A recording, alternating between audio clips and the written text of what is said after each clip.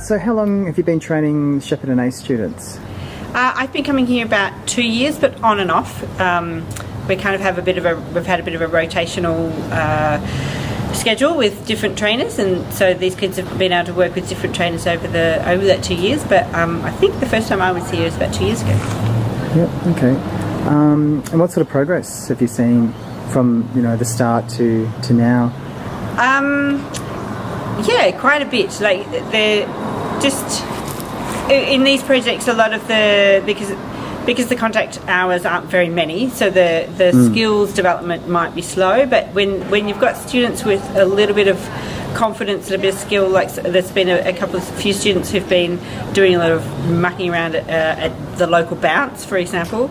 Then they kind of got a bit of a contact with some aerial awareness, and so we're just building on that and putting different apparatus in front of them to also add to their repertoire, like giving them some juggling skills that they have, and some devil sticks and what have you, so they're just kind of increasing in that way, and all of those skills feed each other, so you can just kind of amalgamate, and then it feels like you've learnt a lot. What's one thing that stands out in your mind? What's the best thing that students have done? Wow, that's a tough one to answer. There's a lot, actually. Like even today, just seeing different things happen in different classes and for different reasons and different scenarios. It's not a typical kind of learning environment, and you're working with what happens on the day and who you've got present on the day, and the different combinations of people might spur different people on in different ways.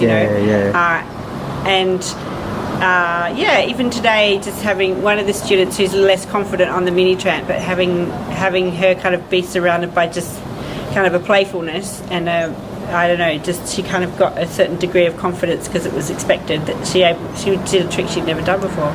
Yeah, that's fantastic. Great, well thank you very much. Pleasure. Yeah. So I hear you're going to the National Treasures program to England. Can you tell us about it and what it means to you?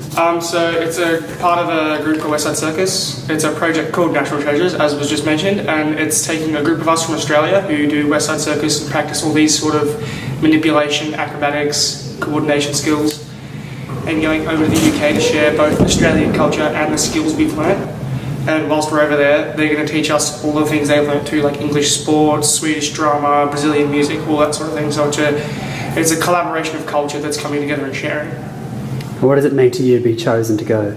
So it's a dream come true. Like I get to travel overseas and meet people my age from different cultures and speak different languages and learn different languages. It's just such a collaboration of knowledge. It's incredible. I'm so more than pleased to be about.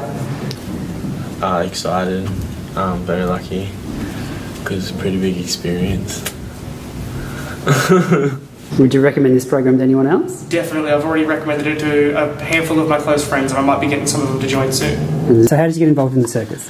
When I was in Year 11, Ace come and asked me if I wanted to join the circus, and I thought I'd do it because I could already do flips and all of the rest. And I just joined it and loved it since. So what have you learnt through it by doing it? I had to relearn everything because I wasn't doing them right. I relearned flips, rolls, cartwheels, handstands. I learned how to juggle, how to go on a tightrope and everything. So. Is there anything you'd like to say to West Side Circus? Thank you for everything you've done for me, everything you've taken out of your time to teach me, and I'm forever going to take everything I've learned with me, with everything I do.